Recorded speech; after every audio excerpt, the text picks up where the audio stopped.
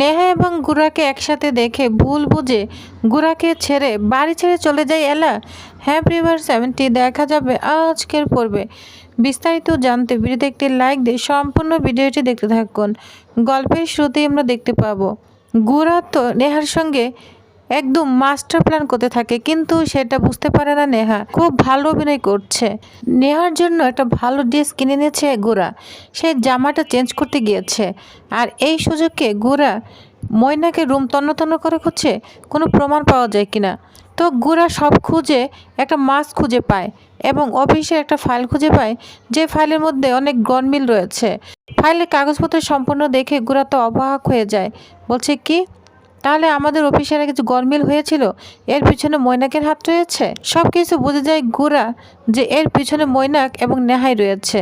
এরপরে আমরা দেখতে পাবো নেহা চলে এসেছে ড্রেস চেঞ্জ করে, বলছে দেখো তো গুড়া আমাকে কেমন লাগছে। তখন বলে হ্যাঁ হ্যাঁ তোমাকে অনেক সুন্দর লাগছে। জানো তো এলা না তোমার সামনে কিছুই না, ও হয়েছে একটা থার্ড ক্লাস মিডল ক্লাস একটা গরিব ফ্যামিলির মেয়ে, অশিক্ষিত আনকালচার। আর তুমি তোমার সঙ্গে কেউ যায়? তোমার সঙ্গে তো কোনো তুলনাই হয় না। অনেকভাবে পাম দিতে থাকে গুড়া নেহাকে, আর নেহা তো অনেক খুশি হয়ে যায়।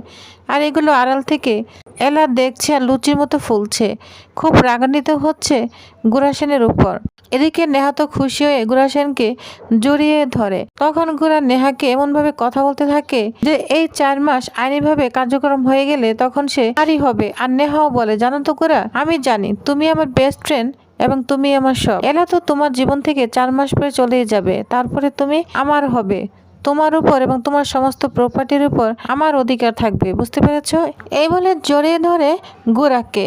আর নেহা তো অনেক খুশি হতে থাকে। আড়াল থেকে সবই দেখছে এলা। এলা তখন মেঘনাকে দেখায়, বলছে দেখো তোমার দাদা কি করছে।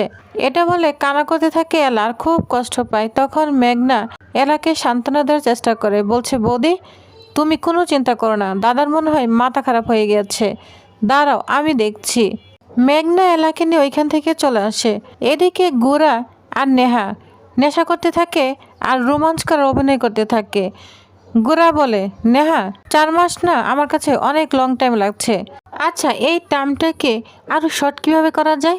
অবশ্যই তোমার কাছে কোনো প্ল্যান রয়েছে।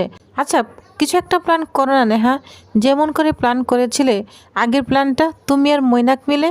যা শুনে নেহা তো পুরোই চমকে যায়, বলছে আমি আর মৈনাক মানে কি? গুড়া তুমি কি বলতে চাচ্ছ? এদিকে গুড়া তো সন্দেহের চোখে তাকিয়ে আছে নেহার দিকে। অন্যদিকে এলা তো খুব কান্না করছে। মেঘনা বলছে এলা বৌদি তুমি কান্না করো না, আমি নিশ্চিত দাদাকে ওই মেয়েটা মানে স্নেহা যা না তাই বলে মাথা খাচ্ছে, আমি বেশ বুঝতে পারছি। আচ্ছা তুমি বলো তো দাদা যদি স্নেহাকে ভালোবাসতো তাহলে তোমাকে কেন বিয়ে করবে? মানছি অনেক দিন ধরে দাদা এবং স্নেহা বিদেশে ছিল, ওরা ভালো বন্ধু ছিল, তাই বলে ভালোবাসে না আমার দাদা ওই স্নেহা। তাই বলে দাদা স্নেহাকে ভালোবাসে না, তাকে বন্ধুর মতোই মনে করে। যদি তাকে ভালোই বাসতো তাহলে তোমাকে কখনোই বিয়ে করতে পারতো না, বুঝতে পেরেছ? তাই যদি হয় তাহলে আমি বাড়ির বাবা দাদা সবার সঙ্গে কথা বলবো, বুঝতে পেরেছ? তখন এরা বলে না না মেঘনা তুমি কারোর কাছে কিচ্ছু বলবে না, কারণ মিস্টার সেন এটা তো ঠিক বলেছে, আমি মিডল ক্লাস, আমি গরিব ফ্যামিলির মেয়ে, আমি আনকালচার, গুড়া সেনের বউ হওয়ার যোগ্যতা আমার নেই, বুঝতে পেরেছ? ঠিক বলেছে। তখন মেঘনা বলে না না তুমি এটা ভুল বলছো এলা বৌদি, তুমি এবারে যোগ্য বউ, তুমি আমার দাদা ভাইয়ের যোগ্য বউ, কারণ তোমার মতো লক্ষ্মী মেয়ে হতেই পারে না। তুমি সবাইকে আগলে রেখেছো, আমাদের পরিবারটাকে আগলে রেখেছো, আমার দাদাকেও আগলে রেখেছো, তোমার মতো যোগ্য বউ হতেই পারে না। তুমি আমাকে সেভ করেছো, ময়নাকে ট্রাপ থেকে আমাকে বাঁচিয়েছো। আমি আমার বিয়ের দিন পালিয়ে গিয়ে হয়তো তোমার সঙ্গে অন্যায় করেছিলাম, তোমাকে অপমান করেছিলাম, কিন্তু পরে আমার ভুল বুঝতে পেরেছি এলা বৌদি, তুমি আমাকে মৈনাকের হাত থেকে বাঁচিয়েছ। কাজে আমি বুঝতে পারছি তুমি আমার পরিবারের কোনো খারাপ চাইতে পারো না। আমি বাড়ির সবার সঙ্গেই কথা বলবো, দাদাকে এই বিষয় নিয়ে আমি কথা বলবো। তখন এলা বলে না না না না মেঘনা তুমি কাউকেই কিচ্ছু বলবে না, কারণ আমি কোন অধিকারে সবার সাথে কথা বলবো। তখন মেঘনা বলে কেন তুমি আমার দাদা ভাইয়ের স্ত্রীর অধিকারে কথা বলবে? তোমার উচিত ছিল জানো ওই নেহাকে সে চোর মারা, কিন্তু তুমি তা করলে না, চলে আসলে। আমিও তো দাদাভাই এবং নেহাকে উচিত শিক্ষা দিতে চেয়েছিলাম। যাই হোক বৌদি তুমি কোনো চিন্তা করো না, ওই মেয়ে স্নেহাকে আমি অফিস থেকে বের করব, বুঝছো? একদম তাড়িয়ে দেবে বাড়ি থেকে। অন্যদিকে নেহা গুড়াকে বলছে আচ্ছা ময়নাকের সঙ্গে মিললে আমি কি প্ল্যান করেছি, তুমি এটা কি বলো গুড়া, তুমি এটা কি বলতে চাচ্ছ?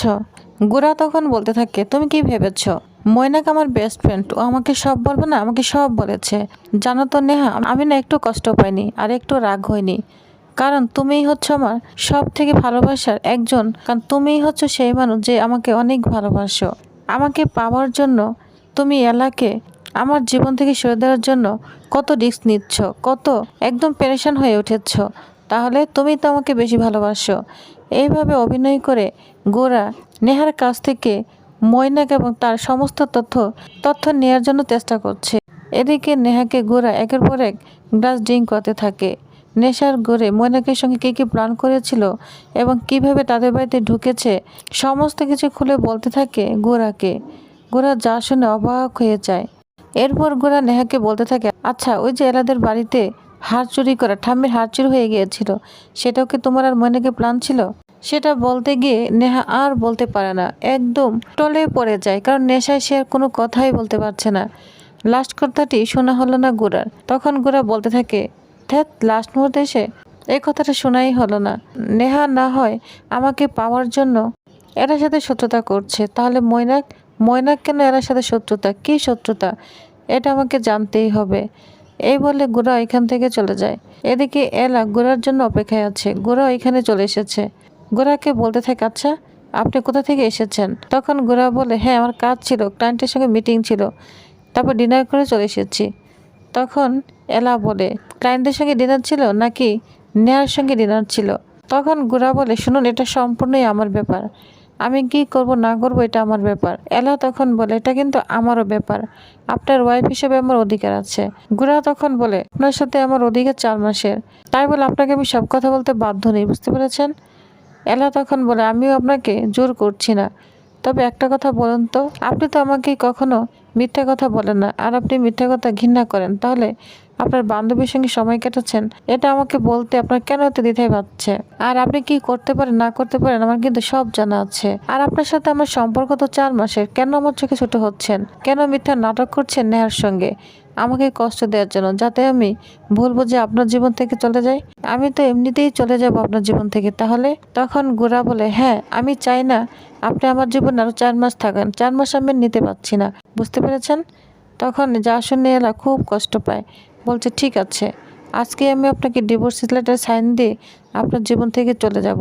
তখন এলা আলমারি থেকে ডিভোর্স পেপার ফাইলটা নিয়ে নিজে সাইন করে এবং বলে, এখানে আপনি সাইন করে দিবেন, তাহলেই হয়ে যাবে। তো তাদের ডিভোর্স হয়ে গেল। কিন্তু গোরা খুব কষ্ট পায়। গোরা মনে মনে বলতে থাকে, আচ্ছা উনি গেলেই তো আমার জীবন থেকে খুশি হওয়ার কথা, তাহলে আমার কেন কষ্ট লাগছে, কেন এরকম হচ্ছে? এটা বলে আপসেট হয়ে অনেক জায়গায় বসে পড়ে গোরা এলার কথাই ভাবতে থাকে। এইভাবে দুজনে সারা রাত কেটে যায়, দুজন দুদিকে বসে থাকে। এক সময় গোরা এবং এলার ছবিটা ভেঙে পড়ে যায়, যা দেখে অবাক হয়ে যায় দুজন। সকাল হতে না হতেই এলার ব্যাগপত্র গুছিয়ে চলে যাবে। লাস্ট বারের মতো গোরাসেনের মাথায় একটু হাত বোলাতে চায়, তখন বলে, না না, এটা করলে আমাকে চলবে না, কারণ আমি ওনাকে নিঃস্বার্থ ভালোবেসে গিয়েছি, কিন্তু আমি জানি বিয়েটা মিথ্যে, তবু কেন আমার খারাপ লাগছে?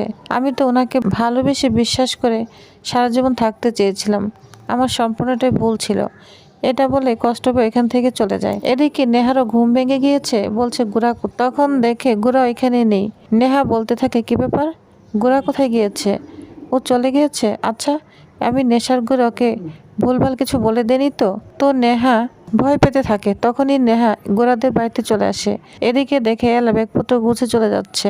নেহা বলে, কি এলা চলে যাচ্ছে? খুব খুশি হয়ে যায়। এদিকে এলা তার বাড়িতে চলে এসেছে।